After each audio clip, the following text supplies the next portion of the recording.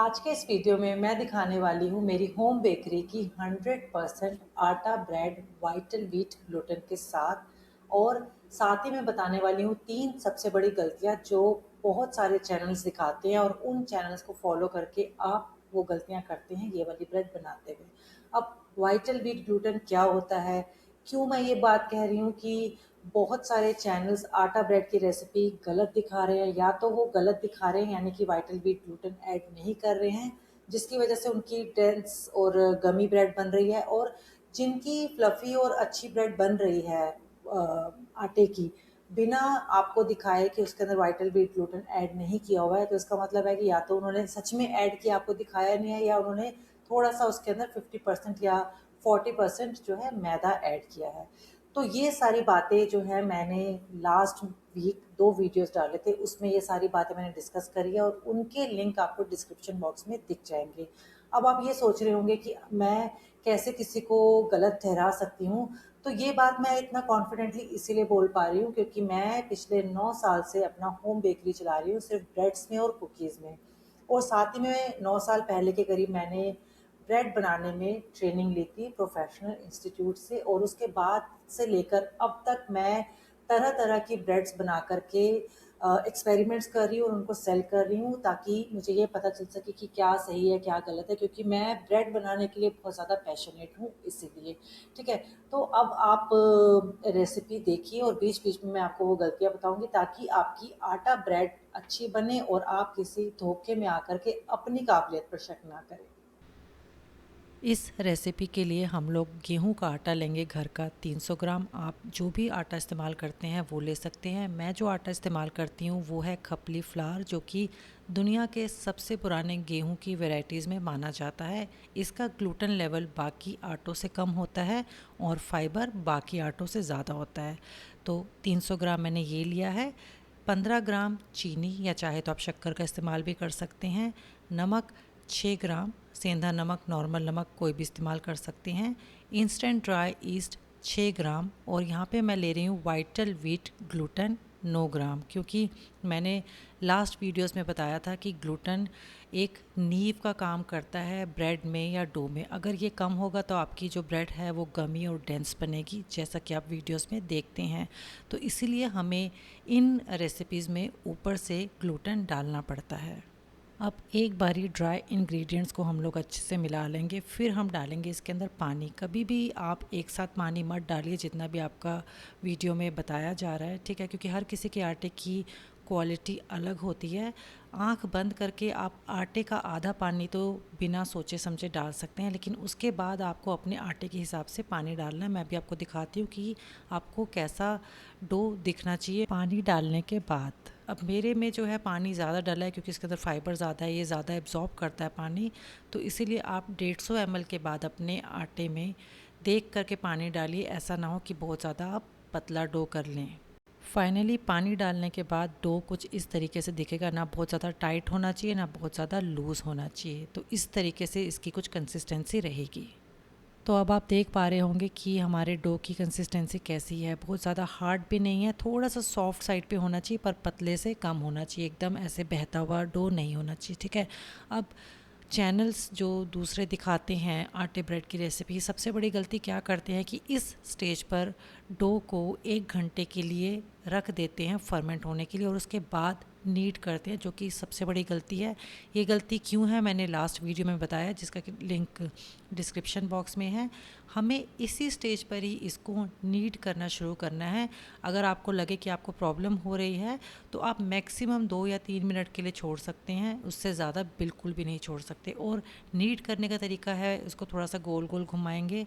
अगर आपको लगे कि स्ट्रेच करने से डो टूट रहा है तो आप उसको फिर से गोल गोल घुमाएं, और ऐसा करते करते स्ट्रेच करते हुए गोल घुमाते हुए आप देखेंगे कि 4 से 5 या 6 मिनट में आपका डो जो है एकदम सॉफ्ट होना शुरू हो जाएगा। जैसा कि मैं आपको दिखा पा रही हूँ कि वो वाले प्रोसीजर के दौरान मेरा डो एकदम सॉफ्ट हो गया है, इसमें ग्लूटेन डेवलप होना शुरू हो गया है। और जब एकदम स्मूथ हो जाएगा ना डो, तब हम इसके अंदर किसी भी तरीके का फ़ैट, चाहे वो ऑयल है चाहे बटर है, तब डालेंगे। उससे पहले बिल्कुल भी नहीं डालेंगे। ऑयल भी यहाँ पे मैं सिर्फ 2 बड़े चम्मच ही इस्तेमाल कर रही हूँ, क्योंकि हमारा डो इतना सॉफ्ट है, इतना अच्छे से ग्लूटेन डेवलप हुआ है, हमने वाइटल व्हीट ग्लूटेन डाला है, तो ऑयल की भी ज़रूरत नहीं पड़ती है। मैं सिर्फ टेस्ट और टेक्सचर के लिए ऑयल का इस्तेमाल कर रही हूँ, ठीक है। इसके बाद ऑयल भी वैसे ही मिलाना है जिस तरीके से हमने इसको नीट किया था, गोल गोल या थोड़ा सा स्ट्रेच करके, जो भी आपको ठीक लगे। जब लगे कि ऑयल अच्छे से मिल गया है डो के अंदर और ज़्यादा स्मूथ हो गया है डो, फिर हम इसको 45 मिनट्स टू 1 आवर के लिए फ़र्स्ट प्रूफिंग के लिए रख देंगे, ठीक है। अब बिना फ़र्स्ट प्रूफिंग के भी हम लोग इसको डायरेक्ट शेप दे करके फ़ाइनल प्रूफिंग से भी ब्रेड बना सकते हैं। मैंने पहले बिना जो है फ़र्स्ट प्रूफिंग के ही फ़ाइनल प्रूफिंग कर दी थी, लेकिन इस बारी मैं आपको पहले प्रूफिंग दिखा रही हूँ, फिर हम इसको फ़ाइनल प्रूफिंग जो है करेंगे, ठीक है। तो दोनों ही तरीके सही हैं। बेकरीज़ में जो है शेप दे करके प्रूफिंग के लिए, फाइनल प्रूफिंग के लिए छोड़ दिया जाता है, ठीक है। तो अब इसको हम लोग 45 मिनट्स टू 1 आवर वेट करेंगे।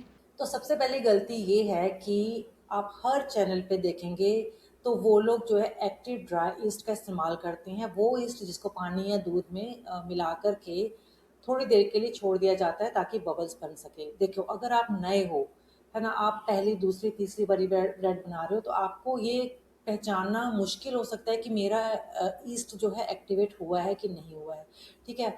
और जितने भी प्रोफेशनल इंस्टीट्यूट्स हैं, जो बेकरीज हैं अच्छी, वो सभी लोग इंस्टेंट ड्राई ईस्ट का इस्तेमाल करते हैं, जो कि मैंने अभी आपको दिखाया है, या फिर फ्रेश ईस्ट का इस्तेमाल करते हैं। फ्रेश ईस्ट वो करते हैं जो कमर्शियली, जो बल्क में ब्रेड्स बना करके बेच रहे हैं, क्योंकि वो सस्ता पड़ता है उनको, ठीक है। पर ज़्यादातर इंस्टेंट ड्राई ईस्ट का इस्तेमाल होता है। इसको यूज़ करना इजी है, इसको रखना इजी है, और इसको इस्तेमाल करना भी इजी है, क्योंकि इसके अंदर आपको कोई टेंशन लेने की ज़रूरत नहीं है। आपने इसको ड्राई इंग्रेडिएंट्स के साथ डाला और सीधा आटा गूंदना शुरू कर दिया।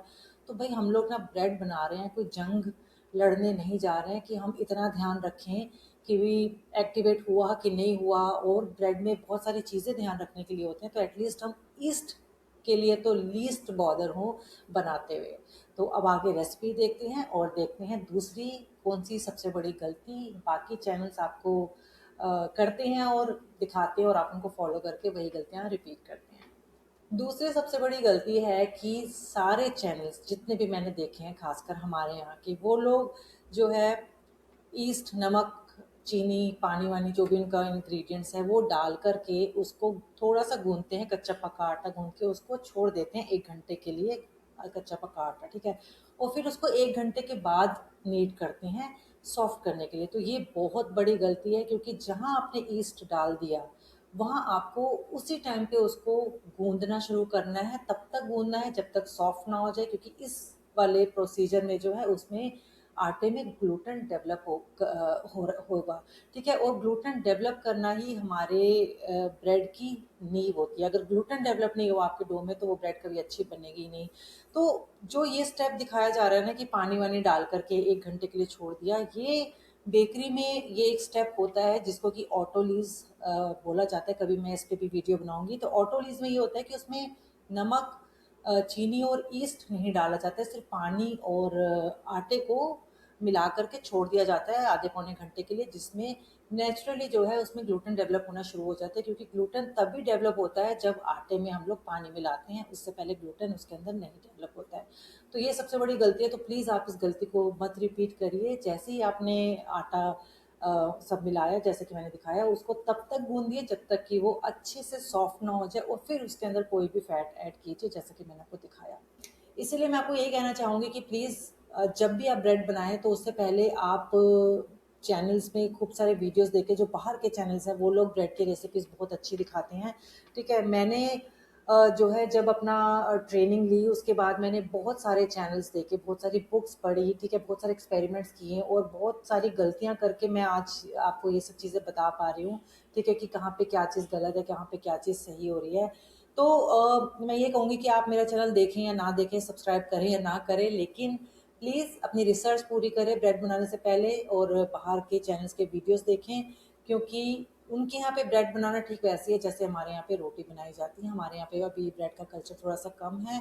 और एक बार मैं फिर से आपको लास्ट में ये बोलना चाहूँगी कि अगर आप सीरियसली ब्रेड्स बनाने में इंटरेस्टेड हैं और सही नॉलेज चाहते हैं, तो मेरे चैनल के वीडियोस भी ज़रूर देखिए, क्योंकि मैं बिना छुपाए सारी नॉलेज आप लोगों के साथ शेयर करती हूँ। रेसिपीज़ में मैं कोई ऐसी चीज़ मैं छुपाना ही नहीं चाहती हूँ कि आप गलत बनाएँ, क्योंकि मेरा पर्पस ही चैनल चलाने का ये है कि जो मैंने गलतियाँ करी, जिस दौर से मैं गुज़री हूँ, गलतियाँ कर कर के मैंने अपने इतने सारे इंग्रीडिएंट्स, महँगे इंग्रीडिएंट्स वेस्ट किए हैं, वो आप लोगों को सफ़र ना करना पड़े। इसीलिए मेरी जितने भी इतने साल की नॉलेज है, जितनी भी इतने साल की गलतियाँ से जो सुधार आया है, वो सब मैं आप लोगों के साथ अपने वीडियोज़ के थ्रू शेयर करती रहती हूँ। तो चलिए अब देखते हैं हमारी आगे की रेसिपी और तीसरी सबसे बड़ी गलती। अब आप चाहे तो इसको गीले कपड़े से कवर कर सकते हैं। मैं हमेशा कोई पॉली बैग लेकर के अच्छे से इसको एयर टाइट कर देती हूँ ताकि कोई भी हवा इसके अंदर ना जा सके।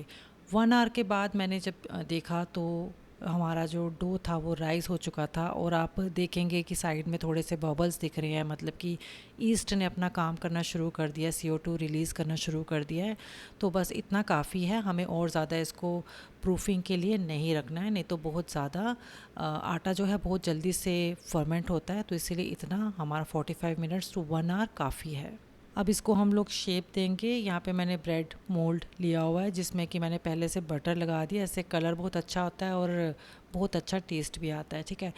और शेप देने का तरीका वही है, हम इसको थोड़ा सा स्प्रेड करेंगे और इसको रोल करके अच्छे से प्रेस करेंगे ताकि कोई भी गैप ना रहे। जिस तरीके से मैं आपको दिखा रही हूँ ठीक उस तरीके से रोल करके जो लास्ट वाली या पीछे वाली जो साइड है उसको सील करेंगे ताकि यहाँ से ब्रेड खुले नहीं, और इसको हम लोग जो है अपने मोल्ड में डाल देंगे, ठीक है। अब जितना हमने मोल्ड में डाला है आप देखेंगे कि उससे डबल हमारा डो हो जाएगा। इसके लिए हम इसको 1 आवर 1.5 आवर या 2 आवर इसको कवर करके, मैं वही पॉलीथीन से जो है कवर करके रखती हूँ। आप चाहे तो कपड़े से भी कर सकते हैं, गीले कपड़े से 1.5 से 2 घंटे के लिए रख देंगे। अब आपको देखना है कि आपके यहाँ टेम्परेचर अगर कम है, मान लीजिए ठंड है, तो 2 के 3 घंटे भी लग सकते हैं। ऐसा नहीं है कि मैंने 2 घंटे बोला है तो 2 घंटे ही होंगे। हर किसी के जगह पे टेम्परेचर पर फ़र्क पड़ता है। अगर आपने इसको अच्छे से फर्मेंट नहीं होने दिया, यानी कि ये साइज़ में जब तक डबल नहीं हुआ और उससे पहले आपने बेक कर दिया, तो भी हमारी ब्रेड जो है हार्ड बनती है। इस बात का आपको ध्यान रखना है। तो मेरा जो है ऊपर तक टच नहीं किया है फर्मेंट होने के बाद, क्योंकि मेरा मोल्ड बड़ा है। अगर मैं 300 ग्राम की जगह पे 400 ग्राम का डो लगाती तो ये पूरा कवर हो जाना था, ठीक है। तो इस तरीके से हम इसको रखेंगे और फिर हम बेक करेंगे, वो देखते हैं कि आगे हम कैसे करेंगे। अब बेक करने से पहले जब आपको लगे कि हमारा डो फर्मेंट हो गया है या डबल हो गया है या आपके मोल्ड के ऊपर तक टच हो गया है, अगर आपका मोल्ड थोड़ा इससे छोटा है, ठीक है, तो आपको अपना अवन 230 डिग्री सेल्सियस पर प्री हीट करने के लिए रख देना है। अब एक बहुत ज़रूरी स्टेप है जो करना बहुत ज़रूरी है, जो कोई भी नहीं दिखाता है इंडियन चैनल्स में तो ख़ास करके, ठीक है, वो है स्टीमिंग मेथड। इसके ऊपर भी मैंने वीडियो बनाया था जिसका कि लिंक डिस्क्रिप्शन बॉक्स में है, क्यों इतना इम्पॉर्टेंट है। तो बेक करने से पहले हम लोग कोई भी पानी की बॉटल से इसको स्प्रे करेंगे थोड़ा दूर से, और इसको हम किसी चीज़ से कवर कर देंगे। चाहे तो फॉयल पेपर से कवर कर दीजिए, चाहे तो आप किसी दूसरे मोल्ड से इसको कवर कर दीजिए, ठीक है। और फिर हम इसको अपने प्री हीटेड अवन में 10 मिनट के लिए 230 डिग्री सेल्सियस पर बेक करेंगे। ऐसा करने से क्या होगा, स्टीमिंग मेथड से हमारी डो को राइस करने का मौका मिल जाता है, क्योंकि अगर आपने स्टीम नहीं उसमें डाली तो गर्मी की वजह से, अवन की गर्मी की वजह से उसके ऊपर क्रस्ट आने लगेगा, और जहाँ क्रस्ट आना शुरू हो जाएगा वहाँ पे डो राइज़ नहीं होगा अंदर जाके उतना ज़्यादा, और सॉफ्ट भी कम बनेगी। तो इसीलिए आप डिफरेंस देखेंगे अगर आप ये वाला स्टेप करते हैं और बिना स्टेप के अभी तक करते आए हैं ब्रेड्स को, तो ज़मीन आसमान का फ़र्क आपको देखने को मिलेगा। 10 मिनट के बाद आप जो भी चीज़ से आपने कवर किया हुआ है उसको हटा देंगे, और हटाने के बाद टेम्परेचर को 220 के करीब ले आएंगे, थोड़ा सा कम करेंगे, क्योंकि अब हमें इसको जो है बेक करना है ब्राउन होने तक। अब इस वाली स्टेज पर अंदर जो पानी है, जो कच्चापन है, वो दूर होगा। हमारी जो ब्रेड राइस होनी थी, सॉफ्ट होनी थी, वो अब हो चुकी है। जैसे ही आपको लगे कि इसका गोल्डन कलर आना शुरू हो गया, थोड़ा सा डार्क कलर आने दे, अच्छा लगेगा, ठीक है, तब हम इसको बाहर निकाल देंगे। तो मेरे अवन में 10 मिनट मैंने पहले रखा था 230 डिग्री पर कवर करके, फिर 10 मिनट 220 डिग्री पर कवर हटा करके इसको बेक किया था 10 मिनट के लिए।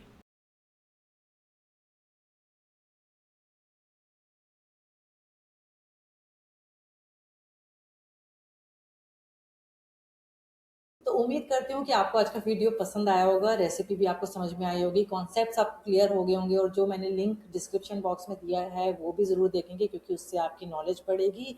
और अगर आप ऐसे ही वीडियोस देखना चाहते हैं, आपकी ब्रेड से रिलेटेड कोई क्वेरी है या कोई और रेसिपी से रिलेटेड क्वेरी है, तो प्लीज़ आप मुझे कमेंट कीजिए, ताकि मैं उसको पूरा कर सकूं। और जिस टॉपिक पे आप वीडियो बनवाना चाहते हैं नेक्स्ट, वो मुझे प्लीज़ बताइए, ताकि उस टॉपिक पर मैं रिसर्च करके वीडियो बनाऊं। तो आज का वीडियो यहीं पर ख़त्म होता है। उम्मीद करती हूँ कि आपको अच्छा लगा होगा, और चैनल को लाइक, शेयर, कमेंट और सब्सक्राइब करना बिल्कुल भी मत भूलिएगा। Thank you so much.